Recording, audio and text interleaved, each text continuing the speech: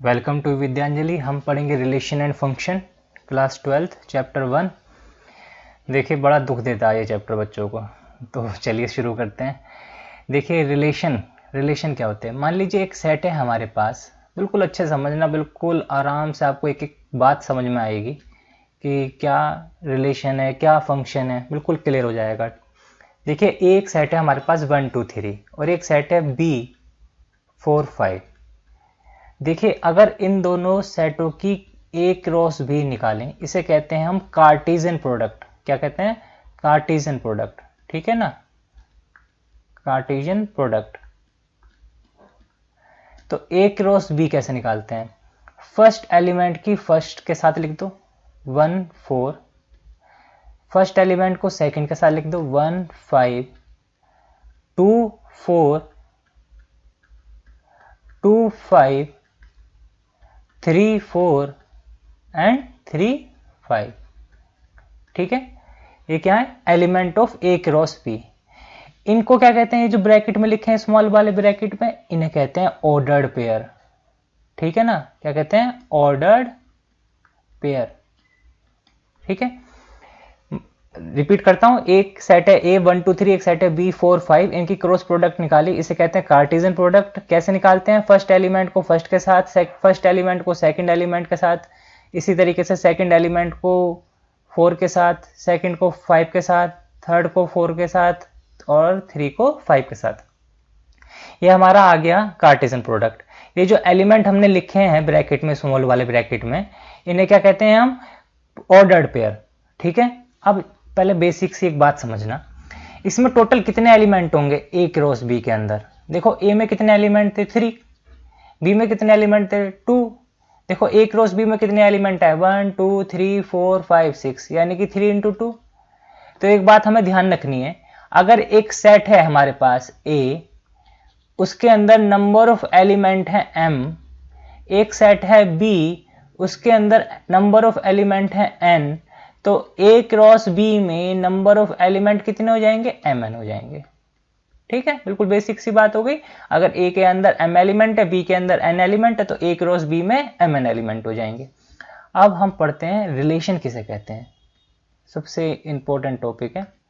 Important इसलिए नहीं कि मार्क्स ज़्यादा गेन करता है, इंपॉर्टेंट इसलिए कि आपके आईआईटी में भी वेटेज है। अगर आपने एडवांस दिया या मेन दिया तो उसमें भी वेटेज है, और सारे इंजीनियरिंग एंट्रेंस एग्जाम में वेटेज है चैप्टर का अच्छा खासा। और एक बिल्कुल बेसिक फंडामेंटल चीज़ है जो आपको बिल्कुल पता होनी चाहिए being a 12th student.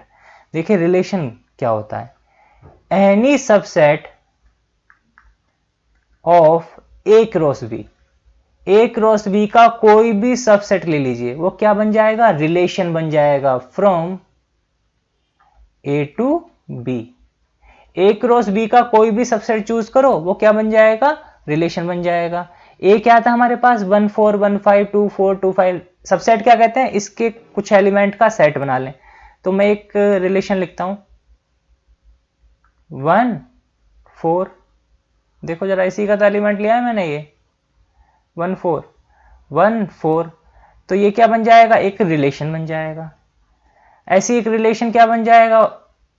1 3, I think 3 तो नहीं था, हाँ 3 नहीं था, 1 एंड 5 ले लीजिए।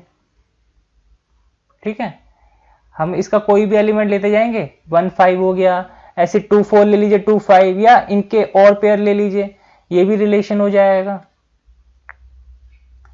1 4 1 5 2 4, ये भी क्या है? रिलेशन है। ऐसे ये भी रिलेशन हो जाएगा। कोई भी सबसेट चूज करते जाइए, वो क्या कहलाएगा? एक रिलेशन कहलाएगा। कहां से कहां तक? ए टू बी, ये भी रिलेशन है। ऐसे कितने रिलेशन बन सकते हैं वो भी डिस्कस करते हैं। ये क्लियर है बात? Subset of A cross B is called as a relation. अब जरा समझिए, ऐसे कितने रिलेशन बन सकते हैं? ये क्या है रिलेशन? रिलेशन की हमने डेफिनेशन पढ़ी, any subset of A cross B. Subset कितने होते थे किसी भी सेट के? किसी भी सेट के सब नंबर ऑफ सबसेट कितने होते हैं? 2 की power n, where n number of element of that set. अगर किसी सेट का हमें नंबर ऑफ सबसेट निकालने हैं तो हमें 2 की पावर n कर देना है। अब यहां पर हमारे कितने एलिमेंट होंगे ए क्रॉस बी में? ए क्रॉस बी में कितने एलिमेंट होंगे? ए क्रॉस बी में तो होंगे एलिमेंट mn, तो इसके सबसेट कितने होंगे? 2 mn। और ये सबसेट किसके इक्वल होंगे? रिलेशन के इक्वल होंगे। आई बात समझ में बच्चों? अगर कोई भी सेट है ए जिसमें 2 एलिमेंट है, एक सेट है बी जिसमें 3 एलिमेंट है, आपसे पूछा गया इस ए टू बी कितने रिलेशन डिफाइन हो सकते हैं, तो A to B number of relation कितने हो जाएंगे? 2 की पावर 2 इंटू 3 यानी कि 2 की पावर 6। क्लियर? ये क्या हो जाएंगे? Number of relation from A to B या बी टू ए भी इतने रिलेशन बनेंगे। अब इसे मैं आपको दिखाता हूं डायग्राम में कैसे बनाएंगे। देखिए, मान लो एक सेट था हमारा ए, एक बी, जिसका एग्जांपल हमने अभी ऊपर लिया था। ए में कौन कौन से एलिमेंट थे? 1 2 3। बी में कौन से एलिमेंट थे? 4 5। आपसे कहा गया कि इनकी कार्टेशियन प्रोडक्ट निकालो, तो कार्टेशियन प्रोडक्ट क्या हो जाएगी? 1 का रिलेशन 4 के साथ, 1 का रिलेशन 5 के साथ, 2 का रिलेशन 4 के साथ, 2 का रिलेशन 5 के साथ, 3 का रिलेशन 4 के साथ, 3 का रिलेशन 5 के साथ। तो ये क्या हो गई? कार्टेशियन प्रोडक्ट हो गई। ठीक है, अब इनमें से अगर हमने कोई सा भी पेयर सेलेक्ट कर लिया, 1 5 सेलेक्ट कर लिया, तो ये क्या बन गया? रिलेशन बन गया। ठीक है, अब जरा एक बात नोटिस करना, एक बिल्कुल छोटा सा एग्जांपल देखो, इसे मैं रफ कर देता हूं। मान लो एक सेट है हमारे पास ए, क्या? 1 2। एक सेट है बी 3 4। आपने ए क्रॉस बी निकाला। ए क्रॉस बी कितना आया? 1 3 1 4 1 1 तो हो चुका, कितना? 2 3 एंड 2 4। ठीक है, अगर मैं आपसे कहता हूं इसके कितने रिलेशन बनेंगे, तो आप मुझे बताओगे नंबर ऑफ रिलेशन कितने होंगे? 2 की पावर mn, इसके एलिमेंट इंटू इसके एलिमेंट, तो 2 की पावर 2 इंटू 2, तो 2 की पावर कितना आ गया? 4, यानी कि 16 रिलेशन बनेंगे। तो देखिए इस 16 रिलेशन में 14 तो हम इजीली इसमें से देख लेंगे। कौन कौन से? जैसे 1 3 1 4 2 3 2 4, एक सेट ही हो जाएगा, एक 1 1 एलिमेंट वाले हो जाएंगे। ऐसे 2 2 के पेयर बना लेंगे, 1 3 1 4 1 3 2 3। ऐसे आप 14 सेट फाइंड कर पाएंगे इजीली, कोई दिक्कत नहीं। लेकिन 2 सेट आप समझे, कौन से 2 रिलेशन के होंगे ही होंगे, कंपलसरी है। हमने 11th क्लास में 2 थ्योरम पढ़ी थी, एक तो एम्प्टी सेट, एक यूनिवर्सल सेट। यूनिवर्सल या वो सेट होल खुद ही। तो देखिए जरा, इनकी डेफिनेशन क्या कहती थी? एम्प्टी रिलेशन होता था फाई, और यूनिवर्सल यहां पर हो जाएगा वो सेट खुद ही, ए क्रॉस बी। पहले एम्प्टी की बात कर लेते हैं। Empty relation is empty set is a set which is subset of every set. Empty set किस टाइप का सेट होता था? जो सबका सबसेट होता था। फाई किसका सबसेट बनेगा? ए क्रॉस बी का भी सबसेट बनेगा। देखिए, अगर फाई सबका सबसेट है तो ए क्रॉस बी एक सेट है, तो इसका भी क्या बनेगा? फाई सबसेट बनेगा। तो फाई, क्योंकि हर सबसेट एक रिलेशन बनता है, इसलिए फाई क्या कहलाएगा? एक रिलेशन कहलाएगा। आई बात समझ में? ठीक है, क्योंकि हर हर सबसेट एक रिलेशन बन जाता है, तो फाई भी क्या बन जाएगा? एक रिलेशन बन जाएगा फ्रॉम ए टू बी। इसे कौन सा रिलेशन कहेंगे? इसे कहेंगे एम्प्टी रिलेशन। ठीक है, नल रिलेशन कह सकते हैं। एक ऐसा रिलेशन जिसमें कोई एलिमेंट नहीं है, उसे क्या कहेंगे? नल रिलेशन या फाई रिलेशन या वॉइड रिलेशन। ठीक है ना, और मेन तो एम्प्टी रिलेशन ही कहते हैं ऐसा जनरली। देखिए, एम्प्टी रिलेशन की डेफिनेशन समझ में आई आपको? एक होता है यूनिवर्सल रिलेशन। अब मीन्स इसका क्या है? देखिए एक बात बताओ, ये जो ए क्रॉस बी है, क्या ये खुद का सबसेट होगा? डेफिनेट होगा। हमने एक डेफिनेशन पढ़ी थी 11th क्लास के अंदर, A cross B subset of A cross B, या each set is subset of itself, ये पढ़ा था ना हमने, each set is a subset of itself, तो ए क्रॉस बी क्या हो जाएगा, सबसेट हो जाएगा ए क्रॉस बी का, क्योंकि ये सबसेट बन रहा है और इससे बड़ा कोई सबसेट हो ही नहीं सकता, तो ये क्या कहलाएगा, एक यूनिवर्सल रिलेशन कहलाएगा। सबसेट को क्या कहते हैं, रिलेशन कहते हैं, तो ये भी एक रिलेशन बनेगा और इसे क्या नाम दिया है इसका, यूनिवर्सल रिलेशन। क्लियर है बच्चों, ठीक। तो दो 100% होंगे, किसी भी रिलेशन के दो सबसेट जरूर होंगे, कौन कौन से, एक तो फाई और एक वो सेट खुद ही, क्या होगा, रिलेशन बनेगा। इसे क्या कहेंगे, एम्प्टी रिलेशन, इसे क्या कहेंगे, यूनिवर्सल रिलेशन। ठीक है, अब 3 बेसिक सी बात पढ़ते हैं जो बहुत यूटिलाइज होंगी। चलिए इसे रफ कर देता हूं, ठीक है।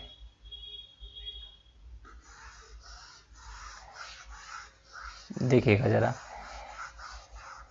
3 टाइप के रिलेशन हमें ध्यान रखने हैं।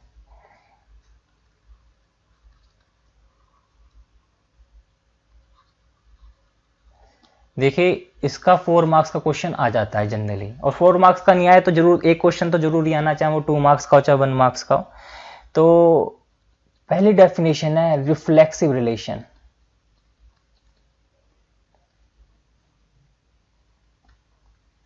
रिफ्लेक्सिव रिलेशन, देखिए मान लीजिए कोई रिलेशन है R, एक सेट है A। अच्छा अब हमारे एक चीज और बता देता हूं, हमारे जनरली सिलेबस में ना जो रिलेशन होंगे A टू A ही रहेंगे, मतलब B की जगह भी A ही इस काम करेगा, A to A, natural number to natural number, real number to real number, इस टाइप के हमारे रिलेशन चलेंगे। चलिए पहली डेफिनेशन पढ़ते हैं। टाइप ऑफ रिलेशन में पहली टाइप है रिफ्लेक्सिव रिलेशन।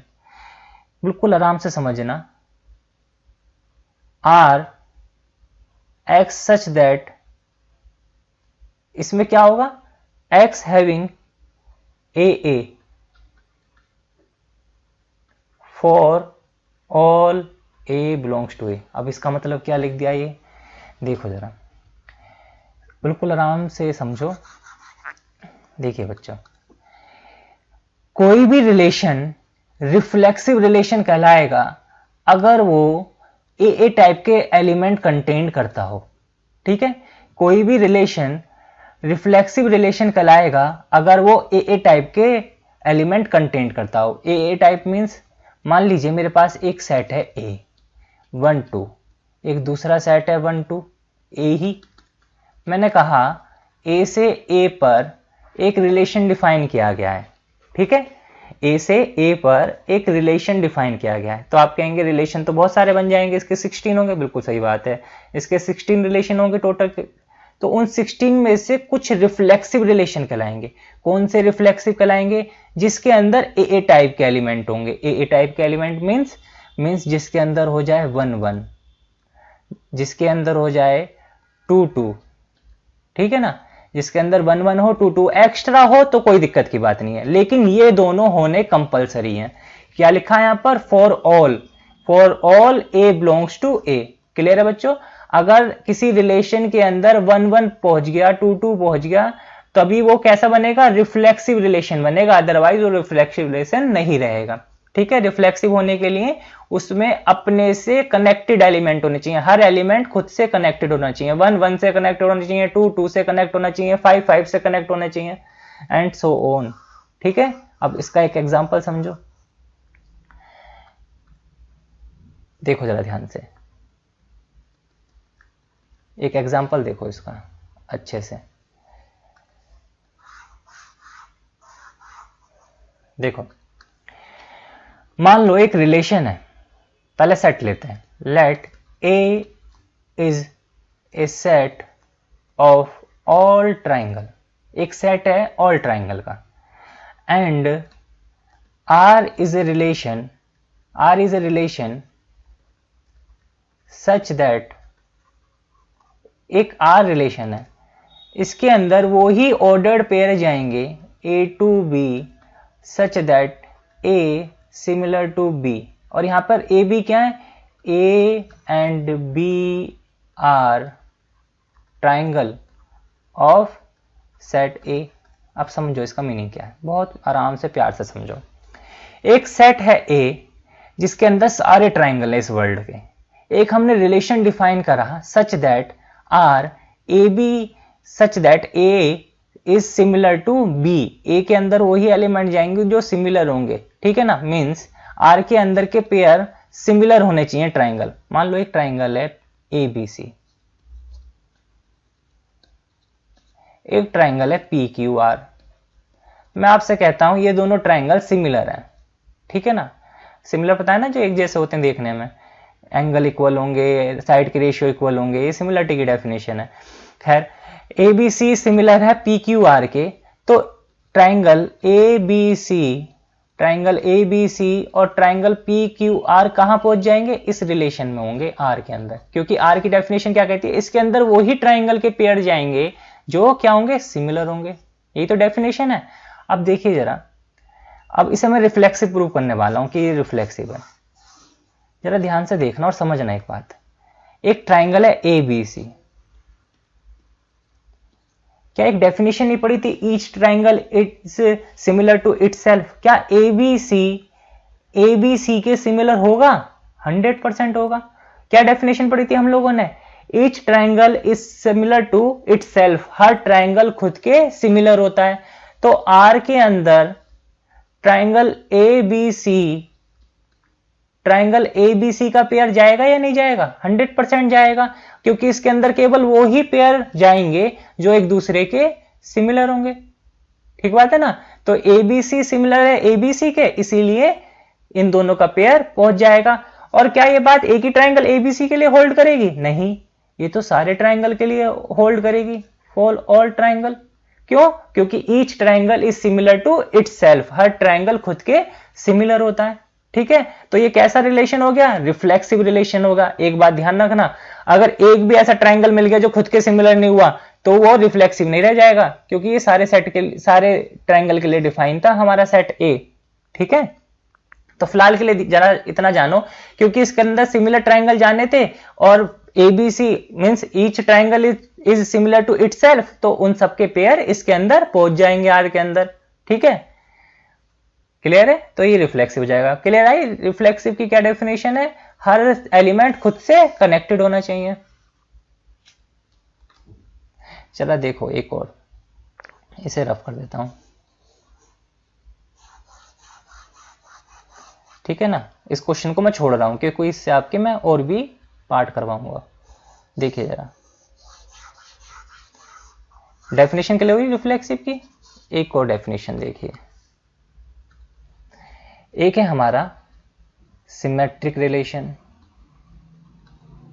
सिमेट्रिक रिलेशन एक रिलेशन आर जिसके अंदर ए बी वाले सारे पेयर मिल जाएं। If B A belongs to R, या इसे और अच्छे से लिखने के लिए मैं बता देता हूं आपको, B A should belongs to R if A B belongs to R. ये वाली आप ध्यान रखना, इसे चाहो तो नोट भी कर लो।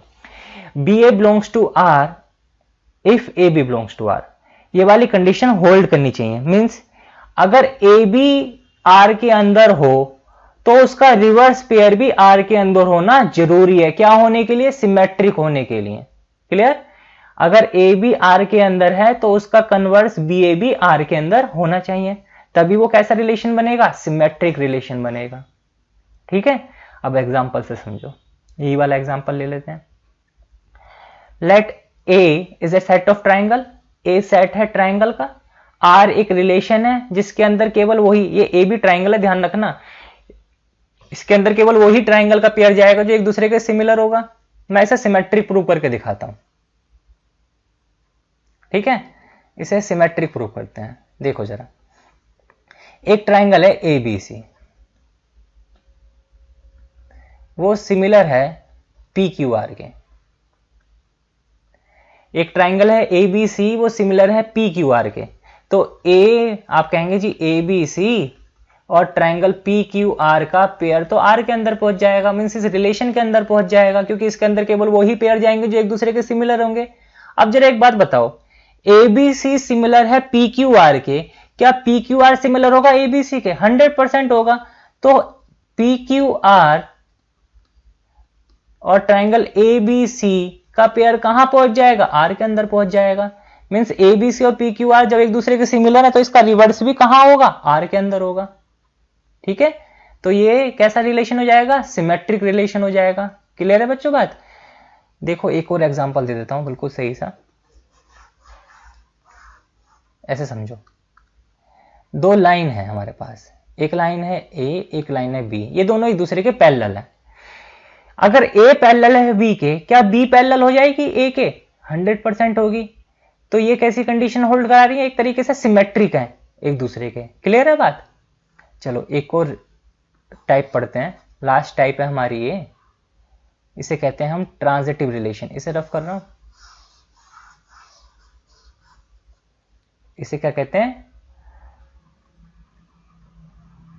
Transitive relation. ठीक है, ट्रांजिटिव रिलेशन, इसको ध्यान से समझना। मान लीजिए ए बी आर के अंदर हुआ, बी सी आर के अंदर हुआ, तो हमें क्या प्रूव करना पड़ेगा, ए सी आर के अंदर है।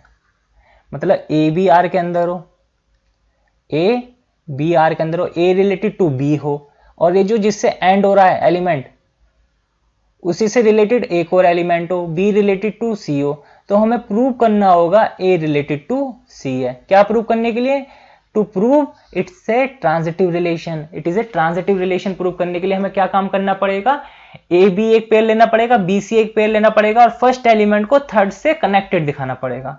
समझो एग्जांपल से, बिल्कुल आराम से समझ जाओगे, बहुत इजी सी बात है। एक ट्राइंगल ये वाला सेट ले लेता हूं, यही वाला जो अपना एग्जांपल लिया था।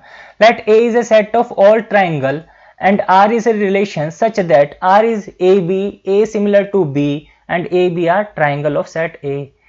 R एक रिलेशन है जिसके अंदर केवल सिमिलर ट्राइंगल जाएंगे। अब जरा एक बात समझो, एक ट्राइंगल है ABC, ये सिमिलर है PQR के, ठीक है, और PQR सिमिलर है XYZ के। ABC एक ट्राइंगल है सिमिलर है PQR के, तो इनका ऑर्डर्ड पेयर कहां जाएगा, R में जाएगा, डेफिनेट बात है। PQR सिमिलर है XYZ के, तो इन दोनों का ऑर्डर्ड पेयर कहां जाएगा, ये भी R में जाएगा। ठीक है, तो ABC सिमिलर होगा XYZ के, बताओ सोच के, बिल्कुल 100% होगा। क्यों होगा, क्योंकि ABC सिमिलर था PQR के, PQR सिमिलर है XYZ के, तो फर्स्ट वाला भी थर्ड वाले से सिमिलर हो जाएगा। तो इन दोनों का पेयर भी कहां पहुंचेगा, आर के अंदर पहुंचेगा। क्लियर हुई बात। ठीक है, इसे लिखेंगे कैसे, देखो उसी तरीके से लिखेंगे। Let A B C similar to P Q R and P Q R similar to triangle X Y Z. तो ABC सिमिलर है PQR के, तो आप इन दोनों का पेयर कहां पहुंचा दोगे, R के अंदर पहुंचा दोगे। ऑर्डर पेयर बना के लिखना और R में लिख देना। PQR सिमिलर है XYZ के, तो इन दोनों का ऑर्डर पेयर बनाना, R में लिख देना। ABC सिमिलर है PQR के, PQR सिमिलर है XYZ के, तो इन दोनों कंडीशन से आपको एक थर्ड कंडीशन मिलती है, triangle ABC is similar to XYZ। तो ये कहां पहुंच जाएगा, R में पहुंच जाएगा। ठीक है, ये कहां पहुंच जाएगा, R में पहुंच जाएगा। Triangle ABC triangle XYZ R में। ठीक है, तो ये कैसा रिलेशन हो जाएगा, ट्रांजिटिव रिलेशन हो जाएगा। ठीक, तो एक बार रिकॉल करते हैं ठीक से, अच्छे से। और ठीक, देखो जरा,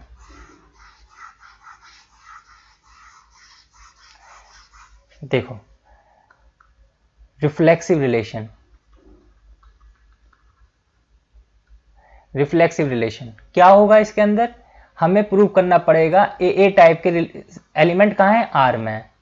ठीक है, और ये वाली बात सारे ए के लिए ब्लॉक करेगी, कैपिटल ए के सारे एलिमेंट के लिए प्रूव करना पड़ेगा, ध्यान रखना। सिमेट्रिक, सिमेट्रिक रिलेशन के लिए क्या करना पड़ेगा, हम लेट करेंगे A B belongs to R है, और हम क्या प्रूव कर देंगे कि उसका कन्वर्स बी ए भी बिलोंग करता है आर को। अगर हम ऐसा कर पाए तो वो रिलेशन कैसा बन जाएगा, सिमेट्रिक बन जाएगा।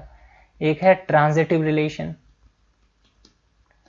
हम क्या करेंगे, लेट करेंगे A B belongs to R, ये हम लेट करके चलेंगे स्टार्टिंग में क्वेश्चन के, B C belongs to R, और हम क्या प्रूव कर देंगे, A C belongs to are.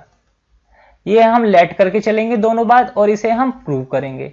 A be related है, बी सी रिलेटेड है और हम क्या प्रूव कर पाए, ए सी रिलेटेड है, तो वो कैसा रिलेशन हो जाएगा, ट्रांजिटिव रिलेशन हो जाएगा। ठीक है। एग्जाम में एक 4 मार्क्स का क्वेश्चन आता है जिसमें तीनों बात प्रूव करनी पड़ती है। एक ऐसा रिलेशन, ध्यान से लिखना और चाहो तो नोट कर लेना, एक रिलेशन जो तीनों कंडीशन को होल्ड कराता हो, मींस वो रिफ्लेक्सिव भी हो, सिमेट्रिक भी हो, ट्रांजिटिव भी हो, तो उसे कैसा रिलेशन कहेंगे, it is called as equilateral relation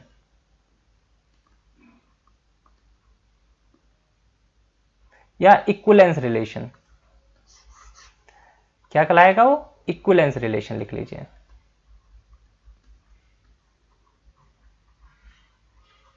एक ऐसा रिलेशन जो क्या हो, रिफ्लेक्सिव हो, जो क्या हो, सिमेट्रिक हो, जो क्या हो, ट्रांजिटिव हो, वो कैसा रिलेशन कहलाएगा, इक्विलेंस रिलेशन। एग्जाम में आता है 4 मार्क्स में, prove that that particular relation is equivalents relation. तो हम क्या बात प्रूव करेंगे, उसे रिफ्लेक्सिव प्रूव करेंगे, उसे सिमेट्रिक प्रूव करेंगे और उसे ट्रांजिटिव प्रूव करेंगे। ठीक है, ठीक है। अब इसके जो एग्जाम्पल हैं और इसके क्वेश्चन है मैं अगले वीडियो में कराऊंगा आपको। ठीक है, थैंक यू।